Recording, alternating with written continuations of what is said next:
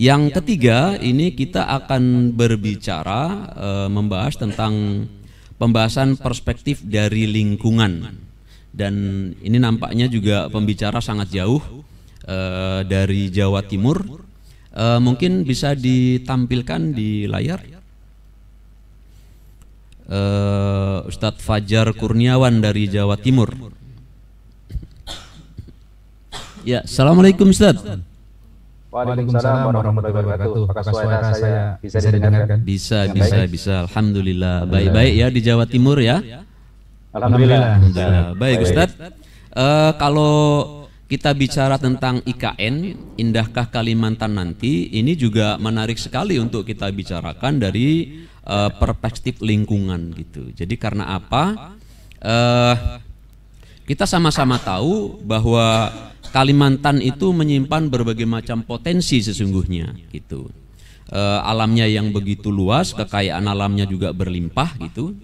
Nah, namun dengan pindahnya IKN yang baru nanti, bagaimana analisis lingkungan, dampak lingkungan, dan bagaimana terkait dengan kebijakan tata ruang dan tata ruang lingkungan, apakah sesuai dengan harapan atau justru sebaliknya ada agenda yang disembunyikan Ustaz. Silahkan antum punya waktu kurang lebih 20 menit Ustaz, tafadhol. Baik. Ya, memang salah satu isu yang mengemuka di dalam proses terkait dengan IKN ini adalah bagaimana kemudian dampak lingkungan yang akan diterima oleh mungkin tidak hanya masyarakat yang ada di ring 1 kawasan IKN, tapi yang lebih luas lagi adalah juga dalam skala Pulau Kalimantan, bahkan juga mungkin Indonesia. Nah, saya akan mulai pembahasan mungkin sedikit menyuplik ya tadi yang barangkali kalau narasumber yang tadi baik Ustadz Iwan Januar maupun Ustadz Hatta tadi lebih ke konteks politik dan ekonomi. Jadi kalau kita lihat lokasi dan delineasi IKN dan kawasan inti IKN itu tadi terdapat di 2 kabupaten ya, bahwa yaitu adalah Kabupaten Penajam Pasir Utara (PPU) dan Kabupaten Kutai Kartanegara, dan Ruruntat kurang lebihnya di sini letaknya gitu ya. Dan di situ kemudian ada Teluk Balikpapan dan seterusnya. Di sini ada hutan lindung Sungai Wain, ada hutan lindung Sungai Manggar dan seterusnya. Sehingga di sini ada kawasan Tahura Bukit Soeharto. Jadi ini adalah sebuah pertaruhan sebenarnya ya dari apa yang akan dilakukan oleh pemerintah. Kalau kita ingin lebih detail lagi, sebagaimana juga disampaikan ke publik bahwa kawasan inti pusat pemerintahan nanti akan meliputi sekitar 5.600 hektar. Kemudian ditambah kawasan ibu kota negara kurang lebih 56.000 hektar, dan kawasan perluasan itu yang kurang lebih 266.000 hektar. Dan saya kira ini juga angkanya selalu berubah-ubah, sebagaimana tadi juga disampaikan. Anggarannya juga berubah-ubah gitu. Kawasan perluasan ibu kota negara awalnya 120.000, tapi kemudian bergeser menjadi 256.000. Kita belum tahu mana sebenarnya yang betul-betul akan menjadi final konsep dari yang disebut sebagai kawasan ibu kota negara ini.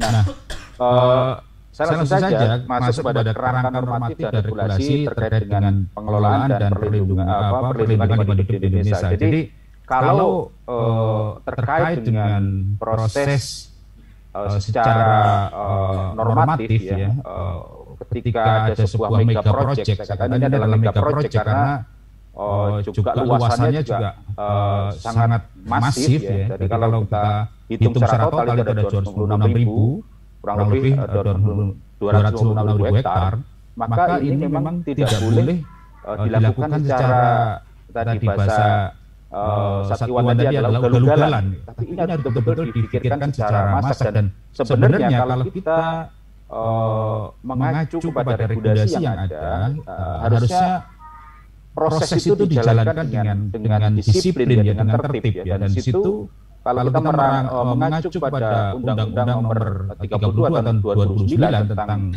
pengelolaan dan perlindungan lingkungan hidup, di situ dijelaskan bahwa salah satu yang komponen utama dari PPLH itu adalah adanya KLHS, Kajian Lingkungan Hidup Strategis, ya. Dan di situ kalau kita lihat di sini bahwa kajian lingkungan hidup strategis itu dia akan menjadi core-nya ya, dari apakah kemudian wilayah atau kawasan tersebut itu kemudian layak atau memiliki daya dukung, daya tampung yang layak untuk menjadi dilakukannya sebuah aktivitas yang masif di sana begitu ya. Dari sini lihat bahwa proses pembentukan atau perumusan KLHS itu pertama juga harus seiring nanti dengan draft dokumen kebijakan, rencana dan program yang nyambung dengan isu pembangunan. Tapi di sini di dalam proses penyusunan maka yang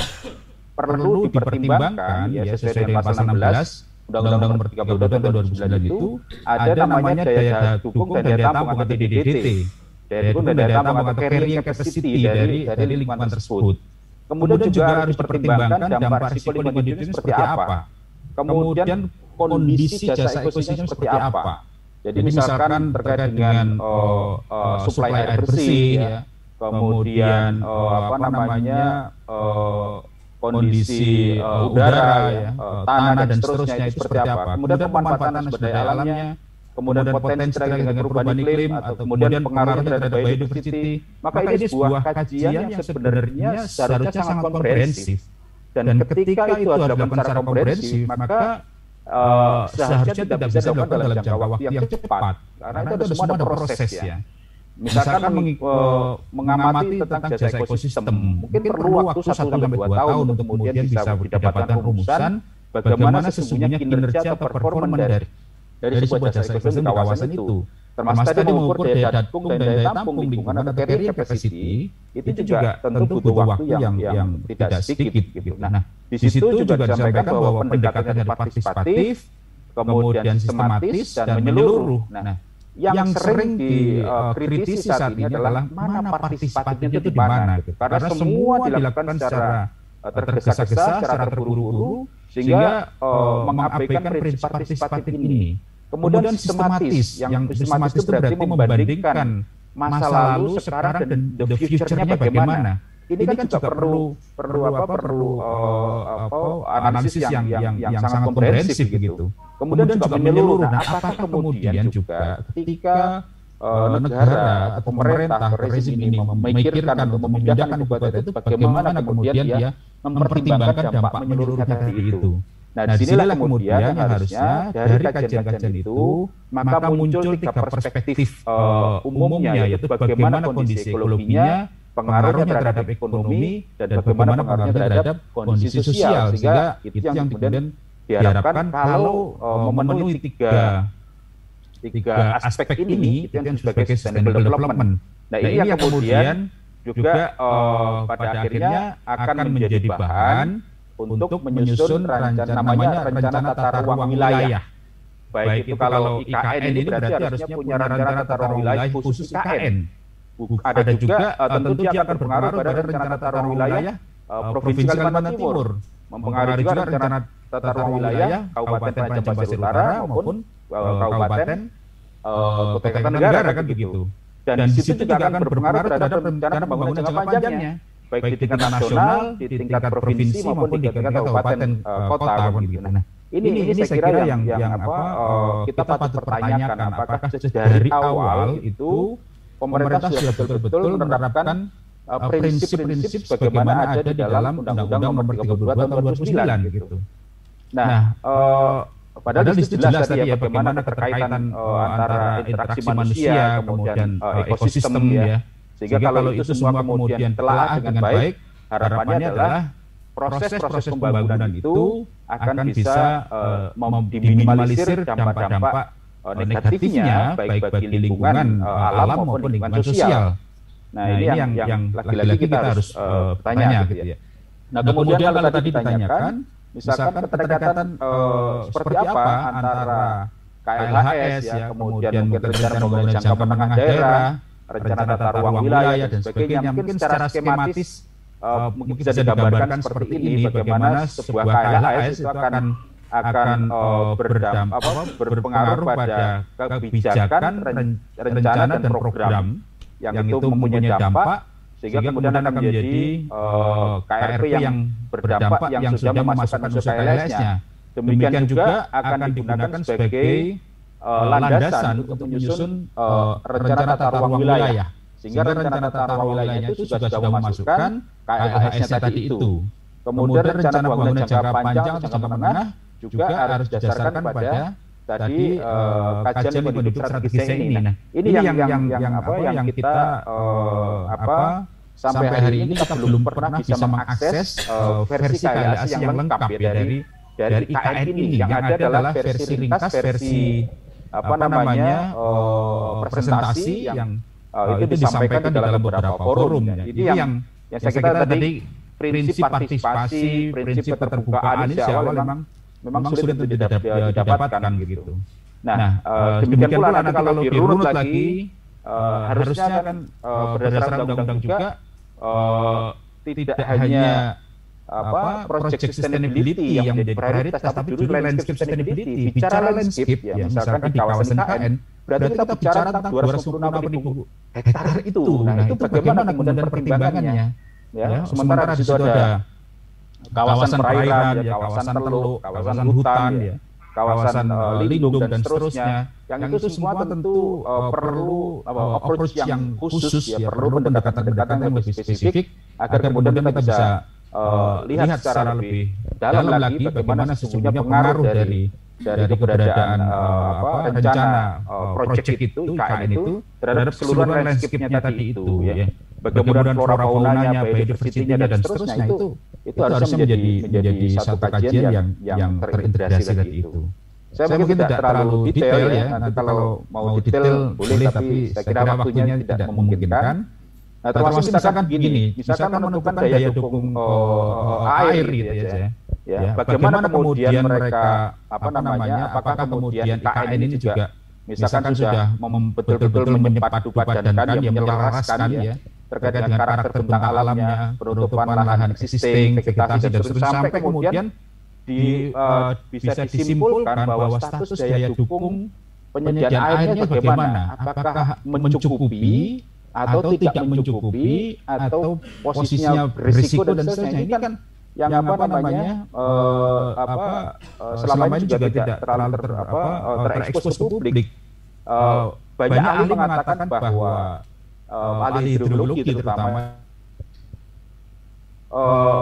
ekologi Kalimantan itu tidak, terutama di kawasan IKN itu rentan terhadap pasokan sumber air bersih kan gitu ya, sumber air bersih. Karena akuifernya juga tidak terlalu bagus, kemudian yang besar bagaimana misalkan Sungai Mahakam, ya, Sungai Kapuas dan seterusnya. Sehingga yang kemudian menjadi pertanyaan dari banyak pihak gitu. Baik, saya langsung saja kepada bagaimana kira-kira tinjauan aspek lingkungan dan potensi dampak IKN. Kalau Bapak Ibu sulit terkait dengan dokumen KLAS, yang ini adalah dokumen ringkasan sebenarnya, bukan dokumen KLAS yang seharusnya itu adalah dokumen publik dan bisa dipelajari oleh publik secara mendetail.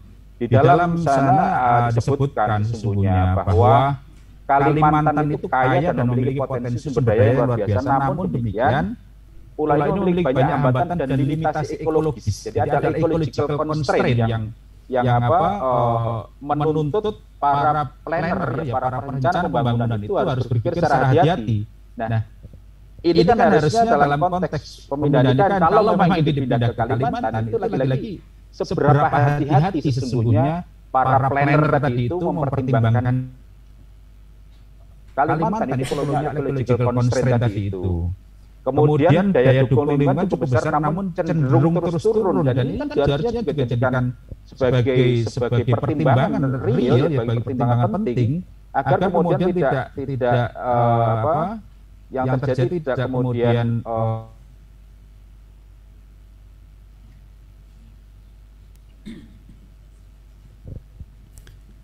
kota baru maupun masyarakat existing gitu. Nah, ada 3 catatan di dalam KLHS itu. Pertama adalah ancaman terhadap tata air dan risiko perubahan iklim, kemudian ancaman terhadap flora dan fauna serta biodiversity, kemudian juga ancaman terhadap adanya peningkatan intensitas pencemaran kerusakan lingkungan hidup. Jadi saya kira itu catatan yang penting dari dokumen KLHS yang harusnya itu betul-betul menjadi pertimbangan. Dan yang berikutnya adalah KLHS itu juga merekomendasikan seharusnya dilakukan 4 studi lagi ya. 4 studi kelayakan lebih lanjut ya. Yang pertama adalah sistem sosialnya, kemudian tata air, ekosistem dan seterusnya, ekosistem teluk, pesisir laut, ekosistem karst, hutan alam dan seterusnya. Kemudian terkait dengan bagaimana keragaman sumber daya hayati dan ekosistemnya, habitat pola hidup satwa dan kelayakan metode konservasinya. Yang terakhir adalah kelayakan lokasi inti atau pusat pemerintahan, penyusunan desain kota sesuai dengan tapak, dan kelayakan metode pemilihan pelajar. Jadi ini yang juga direkomendasikan oleh KLHS agar kemudian bisa didapatkan seperti apa sesungguhnya keragaman dari calon lokasi ibu kota itu. Nah, ini saya kira semua kita sudah bisa mengakses ya, bagaimana kalau dilihat dari sisi fakta ringkas di kawasan KN, di situ ada 2 konsesi kehutanan yang paling besar, ya cukup besar, yang itu punyanya Hasim Jayadikusumo tadi sudah disinggung oleh Satiwan, dan yang kedua adalah miliknya Sukanto Tanoto. Dan kawasan inti pusat pemerintahan atau KIPP itu seluruhnya berada di dalam kawasan konsesi PT IHM atau ICI Hutan Manunggal, ya punyanya Sukanto Tanoto. Kemudian di ring 2-nya 42.000 hektarnya itu ada yang masuk ke PT IHM, ada juga masuk ke PT IKU punyanya Hasim Jayadikusumo. Kemudian juga ada 10 konsesi perkebunan di atas kawasan KN. Kemudian juga ada 1 izin terkait dengan PLTU batubara itu di ring 3-nya. Nah, ini sebenarnya kalau kita lihat bagaimana tadi ya, kalau studi terkait dengan daya dukung sumber air ya, jadi salah satu dampak yang sangat-sangat penting itu adalah akan dengan pembangunan IKN ini akan menyebabkan potensi krisis air sebenarnya di kawasan itu.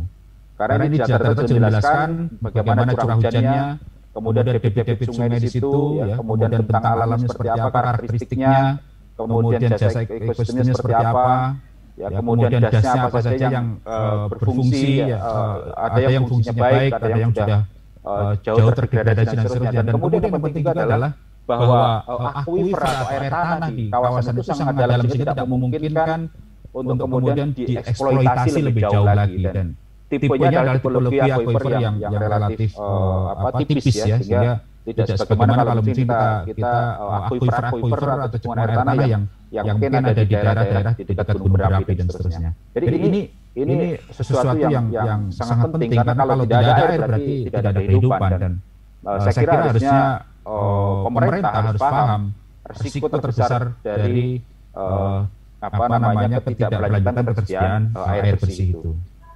Kemudian yang kedua, karena Bapak bicara ini adalah salah satu penampakan tambang-tambang yang ada di Kutai Kartanegara yang kemudian itu masuk di ring 2 kawasan IKN ya. Bagaimana kalau ini satu lubang ya. Sementara di situ ada 149 lubang bekas tambang yang tersebar di kawasan IKN. Dan 92 lubang tambang bekas tambang diantaranya itu masih dalam konsesi. Artinya konsesi perusahaan, dan selebihnya adalah di luar kawasan konsesi. Tapi semua 149 itu ada di dalam kawasan IKN. Bapak bisa bayangkan betapa banyaknya lubang-lubang yang seperti ini yang akan harus direhabilitasi, dipulihkan oleh pemerintah ya, kemudian tidak menimbulkan dampak-dampak negatif yang lebih jauh kepada masyarakat setempat gitu. Dan pembangunan IKN saya kira meningkatkan potensi risiko kerusakan lingkungan akibat aktivitas pertambangan, terutama adalah pertambangan batubara yang memang di situ sebagian besar adalah pertambangan batubara, di mana karakteristiknya itu pertambangan batubara pasti meninggalkan lubang-lubang seperti ini. Jadi betul tadi Satiwan Januar, jangan dibayangkan lubang-lubangnya itu lubang-lubang yang ukurannya hanya puluhan meter, ini bisa ratusan meter, baik lebar maupun kedalamannya gitu. Sehingga saya kira ini jauh mengerikan sebenarnya.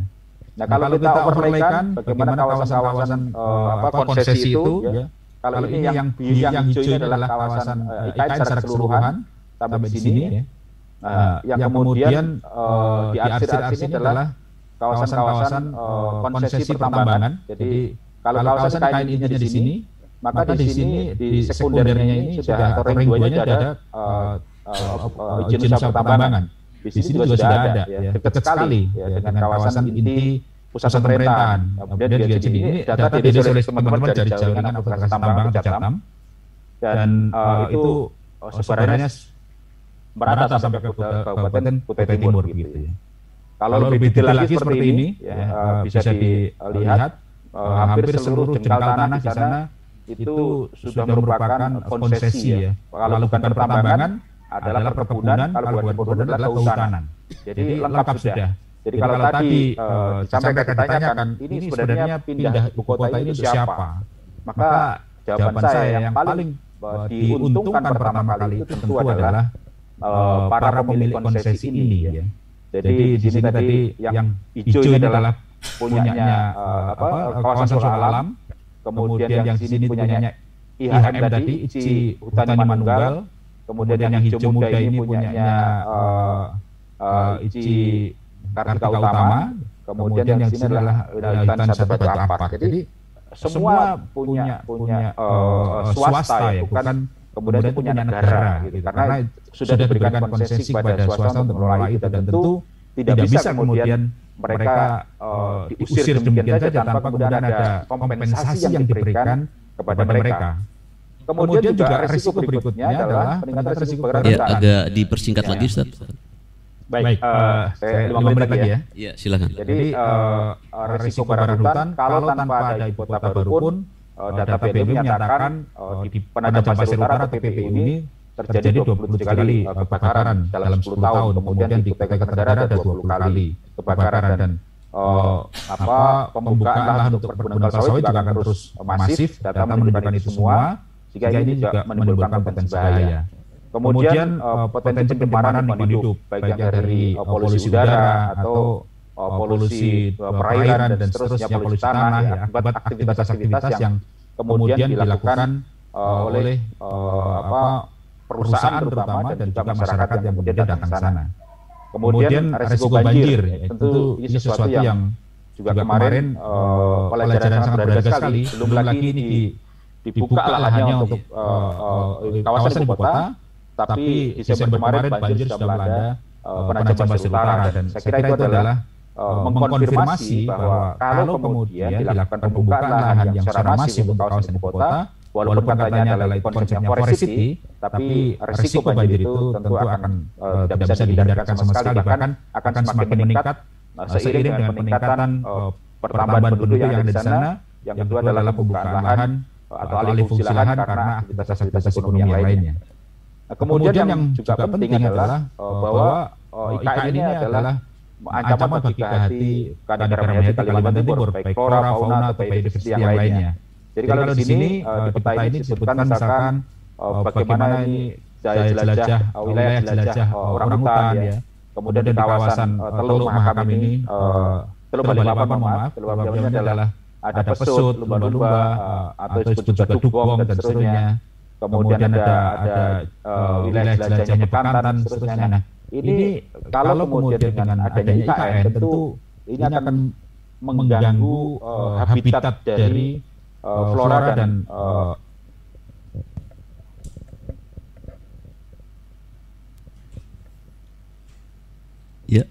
dan terakhir ini tentu juga akan mengurangi kawasan lindung, karena tadi dari kawasan-kawasan yang ada semakin dibuka untuk kawasan ibu kota tadi, dan ini secara otomatis akan mengurangi kawasan lindung. Saya kira itu yang bisa saya paparkan sementara ini. Nanti barangkali ada pertanyaan sebagainya kita sambung di dalam sesi tanya jawab. Terima kasih. Assalamualaikum warahmatullahi wabarakatuh. Waalaikumsalam warahmatullahi wabarakatuh. Terima kasih Ustadz Fajar Kurniawan yang secara komprehensif telah memaparkan bagaimana bahayanya, dorornya sesungguhnya apabila IKN itu benar-benar dipindahkan ke Kalimantan Timur.